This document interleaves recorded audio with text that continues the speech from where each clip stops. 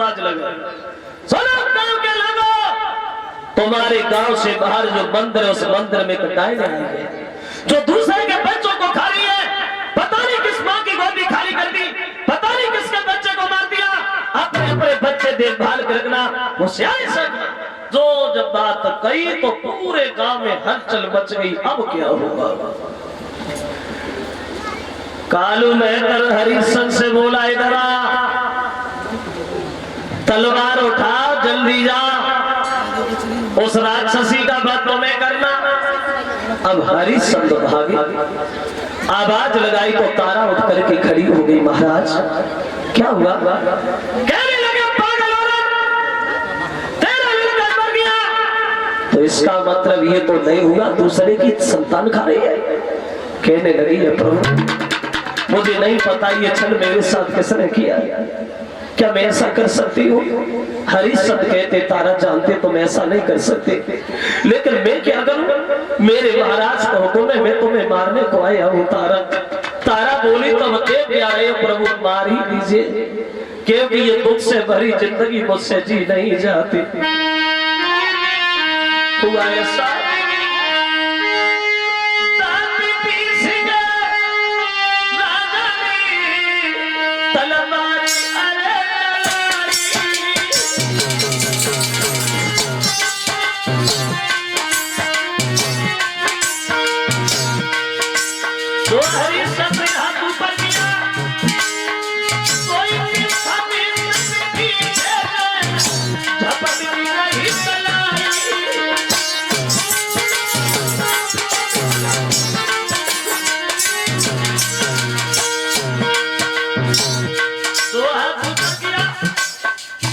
विश्वामित्र ने पीछे से पकड़ लिया। एक निर्दोष सम्राट ऊपर हाथ उठाते हुए बहादुरों को सोना नहीं देता।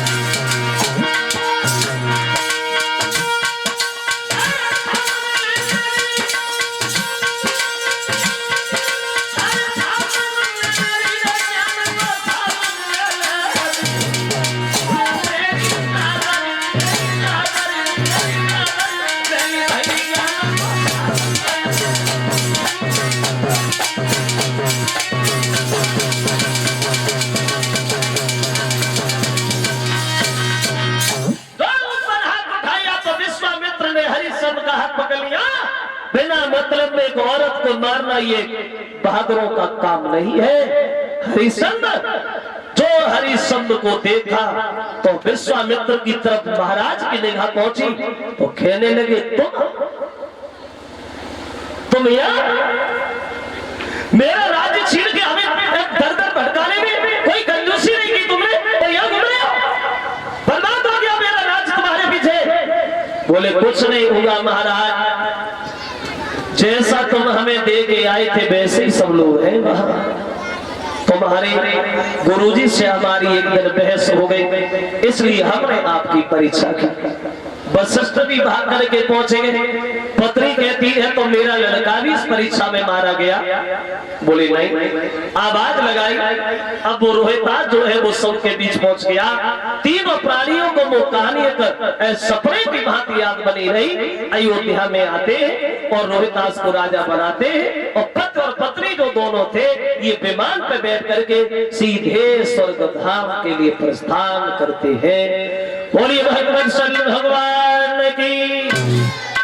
इस तरह से मुसीबत उठाई तो अंत में विजय सत्य की ही भई।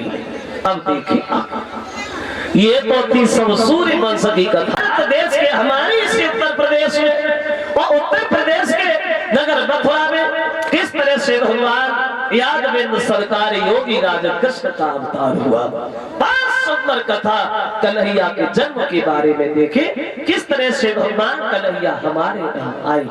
उससे पहले एक लाल का छोटा सा कीर्तन हो जाता रैया में, बोले धीरे धीरे।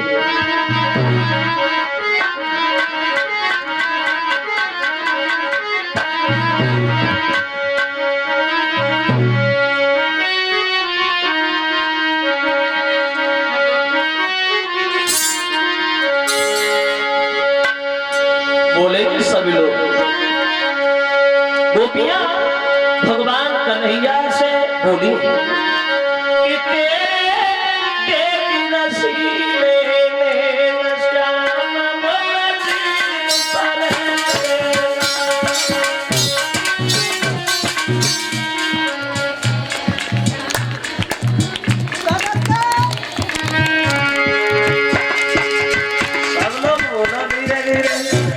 जरूरी है ताली बजाना, ताली भी बजती चले साथ साथ तो वो भी अच्छा लगेगा। तो सब लोग धीरे धीरे बोले।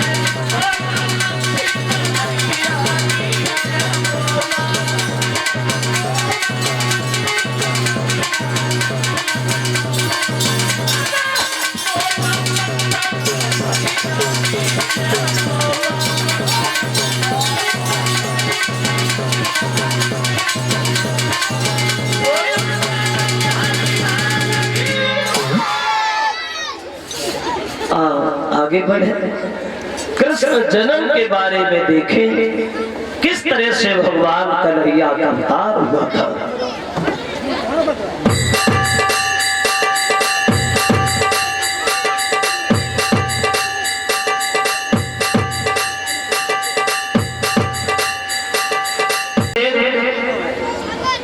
एक पत्री थी जिसका नाम था पवन रेखा।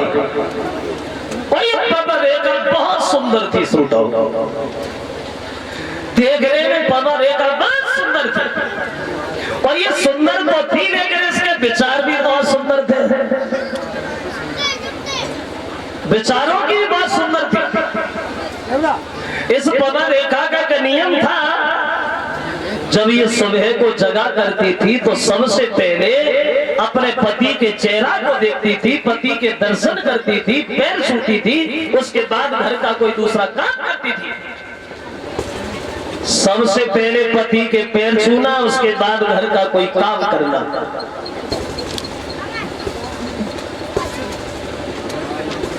इतनी भीड़ में जो हमारी माताएं बहनें बैठी हैं,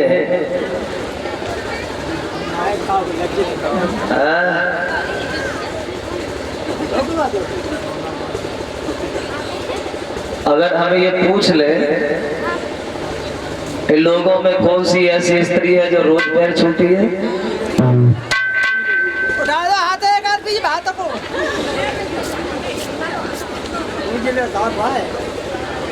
सवाई छुआती है।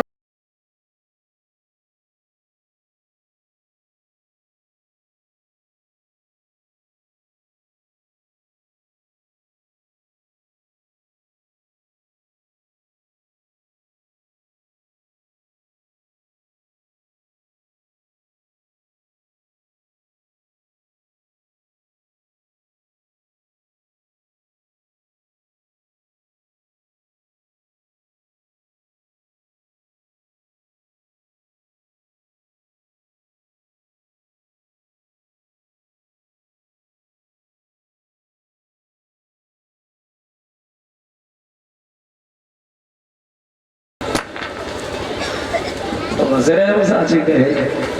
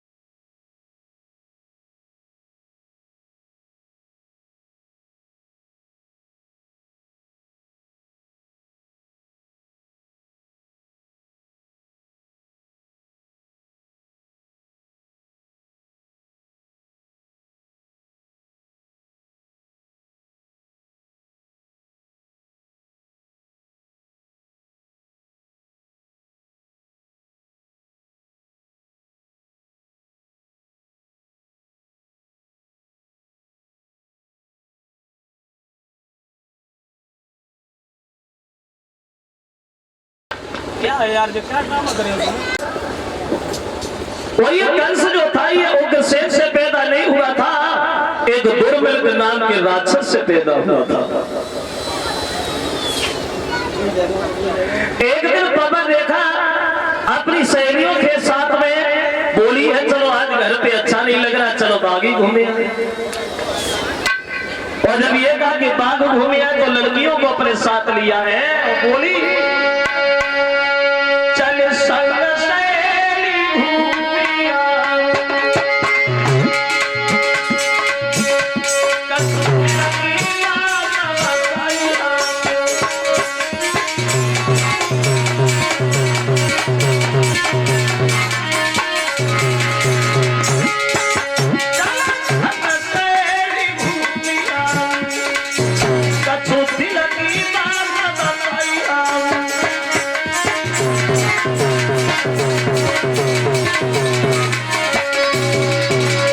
अपनी साथ की सहेलियां पवा रेखा ने ली है और बाग में घूमने को चली है। घूम रही है पवा रेखा बगीचा में तो अक्षमात्मा दुर्मिल्क एक राक्षस आ गया और जो पवा रेखा की तंदुरुस्ती देखी तो पागल हो गया। सोचने लगा हम इससे मिलेंगे जरूर, इससे छल जरूर करेंगे, लेकिन कैसे करें? पतिव्रता है और पतिव्रता के शरीर से हाथ लगाना, ये तितली के कोई पंख तो तोड़ना है नहीं, बिना मतलब में मारे जाओ। लेकिन उसमें काम सवार है, उसे कुछ दिखाई नहीं दे रहा। अब पवन रेखा के पतिव्रत धर्म को नष्ट करने के लिए आंधी तूफान मचाने लगा। तो पवन रेखा की जो लड़कियां साथ में गई थी वो सब छूट गई, अकेली पवन रेखा ही रह गई। तो पवन रेखा ने जब इधर उधर कोई नहीं दिखाई पड़ा है तो खड़ी होकर के रोने लगी। तो मौका पाकर के वही राक्षस उनके पति का भेष बना के सामने खड़ा हो गया और कहने लगा, पवन रेखा रो, तेरा पति तेरे साथ है। फिर डरने की क्या बात है कि आज बढ़िया मुलाकात है। और उनके पति के भेष में बोला,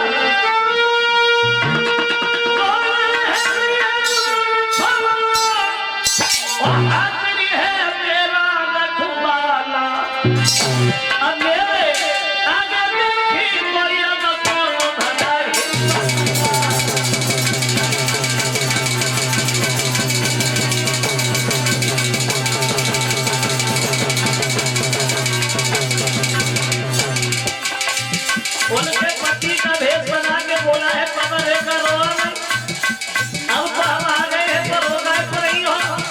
नहीं समझ पाई ये मेरे पति है राक्षस है। मौका पा करके धोखा से बनी तनी ये पति संभोग है कयो नंदी पापी लोग भइयो।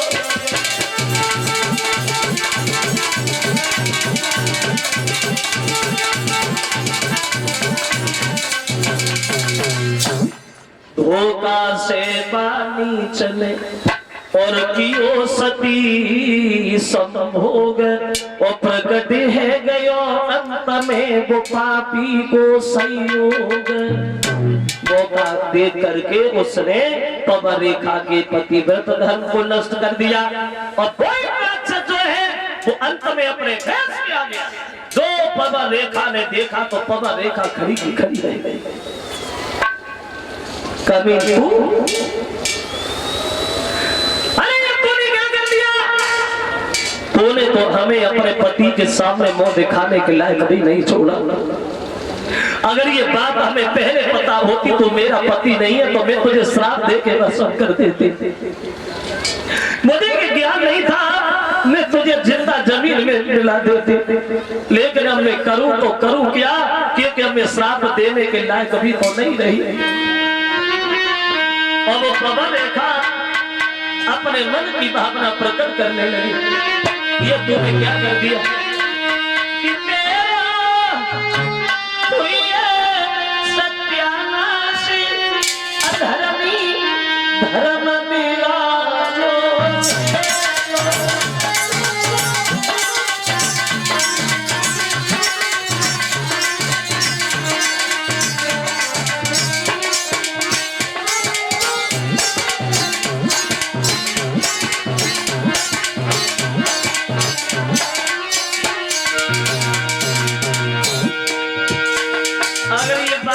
से पहले पता होती तो मैं तुझे जिंदा जला देती। तो पहले जान दी लेती, तेरा धर्म नहीं लेती।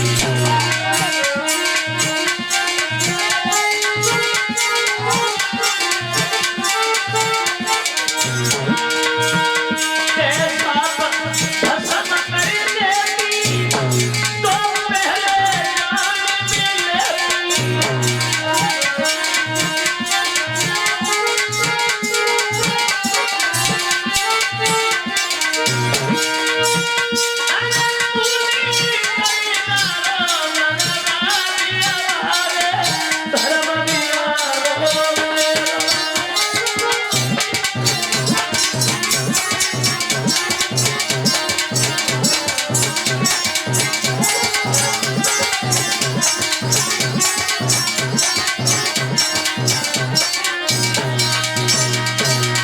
उत्तर दिया ये बात हमें नहीं पता, लेकिन अगर ये जानकारी हमें पहले से होती तू मेरा पति नहीं है तो मैं तुझे जिंदा ही जला देती।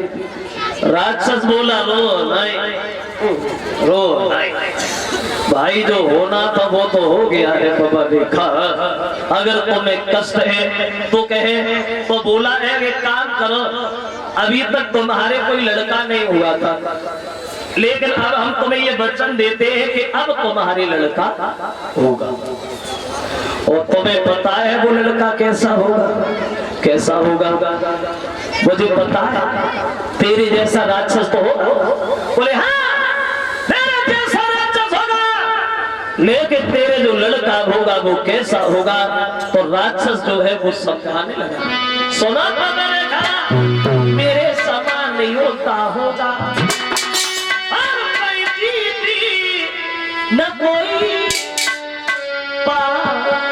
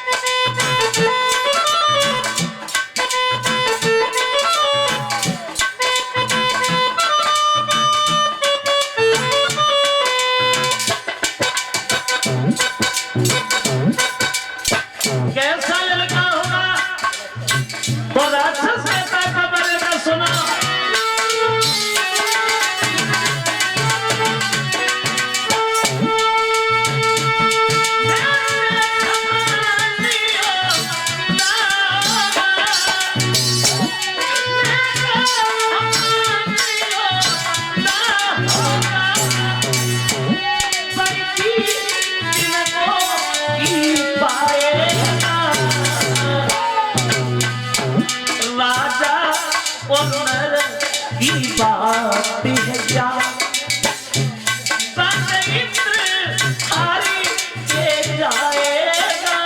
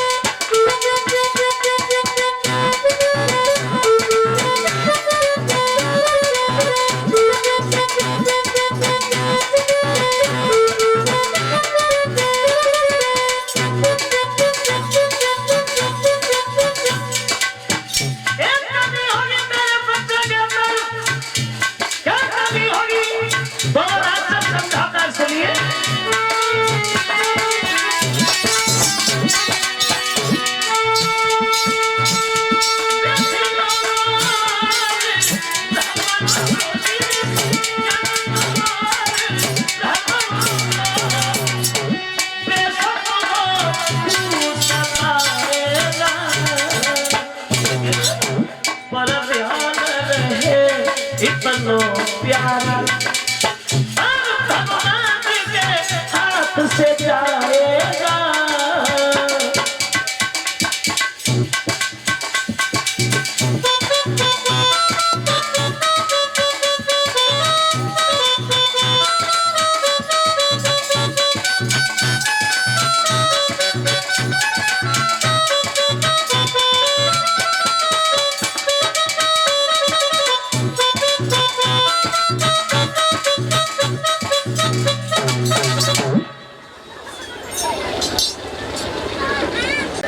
ये नहीं कि बड़े पे जवान हो जा सब बदले, बचपन से ही होता है वो वैसा ही होता है। इतना शैतान था जो शिकायतें उग्रसेन के करीब आने लगी है कंस की दिन प्रतिदिन।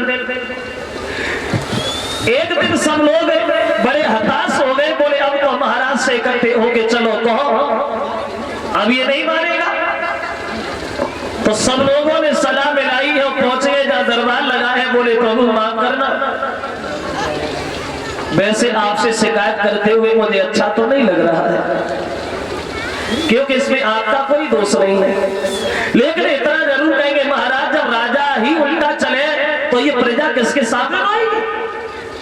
जब तुम्हारा लड़का ही हमें इतना परेशान कर रहा है तो भाई हम ऐसे ही कैसे रहेंगे। अगर ज्यादा होगा तो इस जगह को छोड़ देंगे, कहीं दूसरी जगह जाके बस जाएंगे।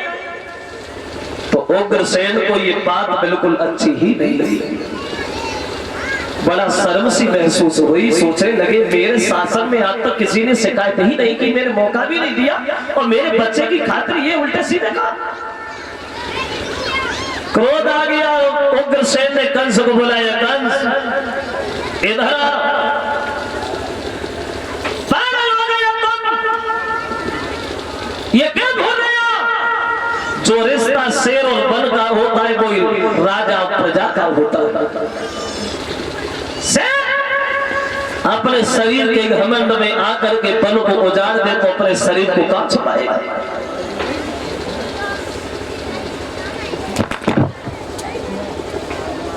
पर फोड़ेगा।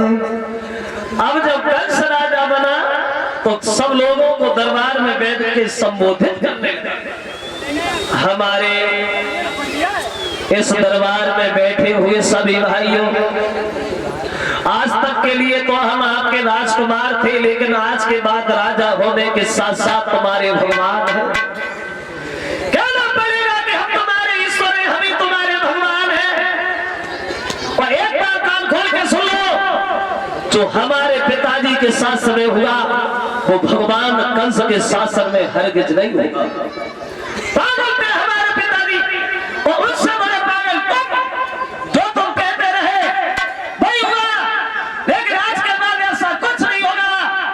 मंत्रों को तोड़वा दिया जाए, गौशाला में आग लगवा दी जाए, महात्मा तुम्हें मेरी पकड़ के मथुरा की जेल में डाल दो, एक एक महीना की रंगी रोटी रोज उठ के बैठ भी ना पाए। महात्माओं को सबसे आगे देखो, पहले महात्मा को ऊपर डालो जादू, अब इधर कंस सबको समझा रहा है। और एक बात और सुन लो, हमारे यहाँ कभी भजन नहीं होगा, हवन नहीं होगा। मूर्खों, पौधे घी को लेकर अग्नि में जला देते हो, बर्बाद कर देते हो, खुद खा, शरीर को मजबूत बना। माता पिता अगर ज्यादा बूढ़े हो जाते फिर तुम्हें न खिला उठा के नाले फेंक आओ। वही होगा जो हंस रहेंगे, जिस समय राजा बना कानून नए नए, नई सरकार, नया राजा और नई योजनाएं शुरू हो गई कंस के शासन। तो अधिकारी भोजन कंस राज, तो कानून नए नए बनने लगे।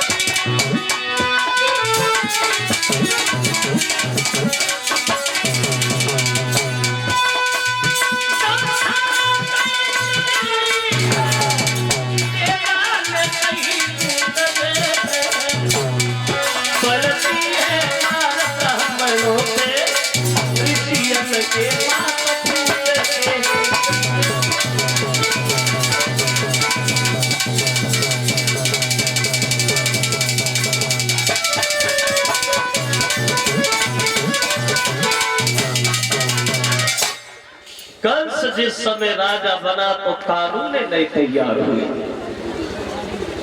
सबसे बोला है अब एक बात हमें ये बताओ कि तुम हमारे पिताजी के शासन में ज्यादा सुखी थे अब हमारे भोजराज कंस के शासन में ज्यादा सुखी हो, बताओ। कोई नहीं बोला। एक बोला महाराज हम कुछ बोले, हाँ हाँ दिल खोल के बोलो।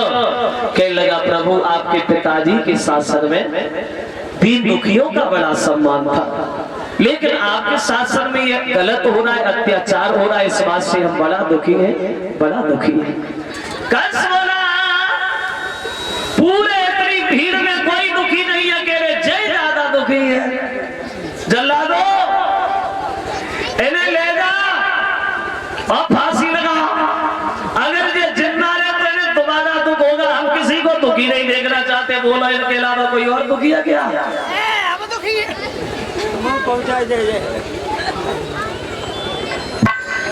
सब बोले कोई दुखी नहीं है महाराज।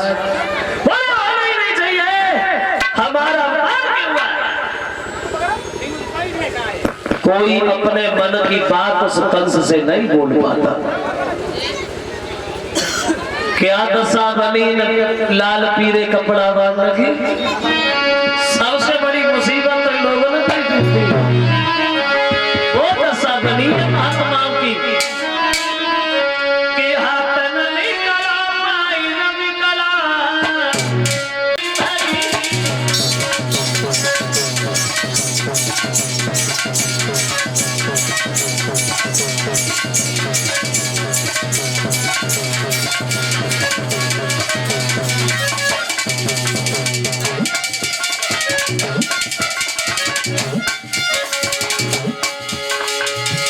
दशा हुई महात्माओं की, कैसी दशा हुई महात्माओं की? तो एक कवि कहता है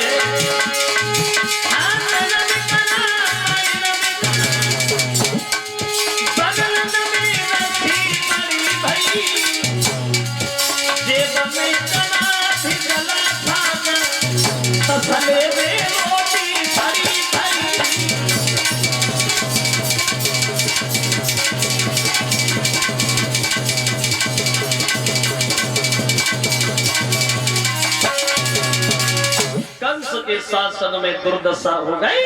अब कंस ने सबसे एक बात और कही, अब तो ये मथुरा का भगवान कंस शादी के लायक हो गया, हो गया।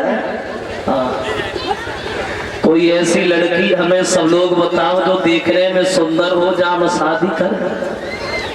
बोल दिया किसी ने कि मगध के रहने वाले जरासंध हैं हमारी निगाह, उनके घर में उनकी 2 लड़कियां, सुंदर भी बहुत है और जवान भी है, तो वहां चले जाओ। कंस बोला कोई बात नहीं, हो गया फैसला, आज ही जाऊंगा और एक से नहीं 2 से शादी करके आऊंगा, बिना लगन टीका के जाऊंगा।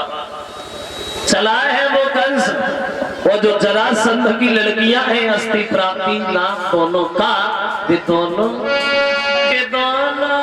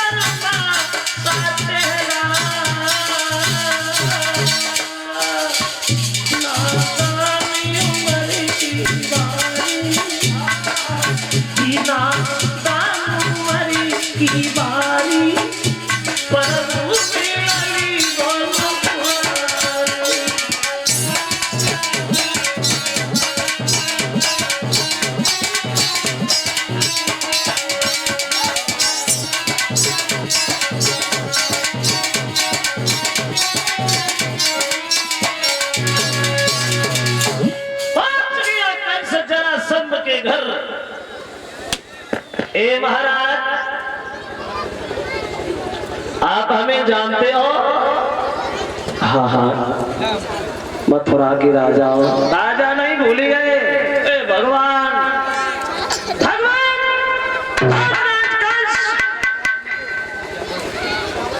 समझ गए। और कैसे समझोगे? समझ गए। तुम्हारे घर में तुम्हारी 2 लड़कियां हैं ना? हाँ हाँ, जवान भी है। हाँ, शादी के लायक है। हाँ, दोनों से शादी कर दो। और शादी करने में जरा भी आना काने की नतीजा गलत हो जाएगा। जरासंध कहने लगे भैया कंस देखो बुरा न मानना, तुम राजा हो भगवान हो तो मथुरा के हो, हमारे इस मगध के थोड़ी हो। और बात रही शादी की, तो शादी तो होगी, वे दोनों कुंवारी थोड़ी रहेंगे, लेकिन ऐसे थोड़ी होगी जैसे तुम भागे चले आए। कैसे होगी? बोले हमारे घर में जो कुवलिया पीड़ नाम का हाथी है, उस हाथी के अंदर 10,000 हाथियों की ताकत है। अगर तुमने हाथी को युद्ध में हरा दिया, शादी पक्की, और मरे गए फिर तो माफ करना।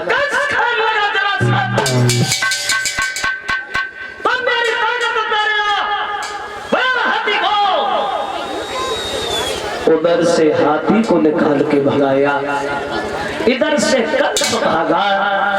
वाह क्या रे, होता क्या था?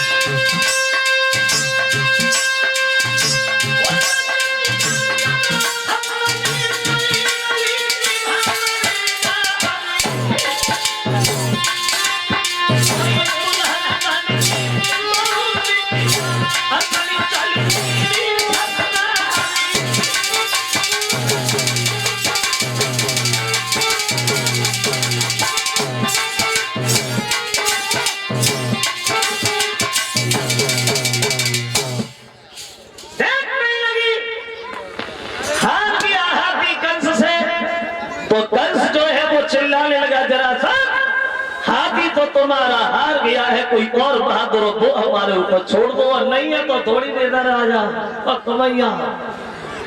बोले हम जान गए, समझ गए, शादी कर दी। हाथी जो था वो दहेज में दिया, बोले से भी ले जा, हम इसका क्या करेंगे। शादी होने के बाद कंस चला आया है घर। अब तो वो दिन प्रतिदिन और ज्यादा अत्याचार घाता ही चला गया। और एक बात तो ध्यान रखना, भगवान ऐसे गलत आदमी को बहुत बढ़ाते हैं। गलत आदमी को भगवान बहुत बढ़ाते हैं। क्यों बढ़ाते हैं? बोले बड़े रात जब ऊपर से नीचे डालते तो ऐसे डालते हैं जो दोबारा उठने के लायक ही नहीं रहता। सब लोग दुखी होकर के भगवान से प्रार्थना करते, दीन बंधु दीनानाथ अब क्या आप देते ही रहोगे, अब आपके अलावा मेरा कोई नहीं है।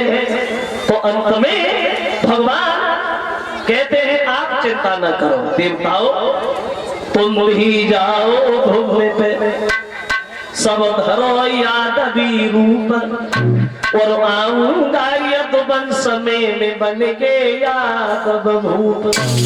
हम राजा बन के आ रहे, तुम सब देवता लोग अवतार लोग। अब इधर आओ कंस के घर में, देखे जो कंस के चाचा थे देवक के घर में 7 लड़कियां हैं और ये 7 लड़कियां वसुदेव को में आई गई थी। ये वसुदेव सूरसेन के लड़का थे और ये बटेश्वर के पास सौरीपुर गांव के रहने वाले थे। जब 6 बेटियां विवाह दी गई हैं देवक ने वसुदेव से, सबसे छोटी बची है देवकी, जो देवकी सबकी प्यारी थी, प्यारी तो सबकी थी लेकिन कंस की सबसे ही प्यारी थी। ये कंस अपनी सब बहनों में से उस देवकी को ही ज्यादा चाहता था। तो एक दिन वो कंस अपने बहनोई वसुदेव से बोला, बहनोई साहब इधर आओ, हमने बड़ा फैसला सोच समझ के लिया, तुम्हारी आदत बड़ा बढ़िया, इसलिए हम अपनी इस छोटी बहन की भी शादी तुमसे कर दे। कोई ऐतराज तो नहीं है? बोले हमें क्या ऐतराज है, कर दो, हम तैयार है, हम तैयार है, क्या करें।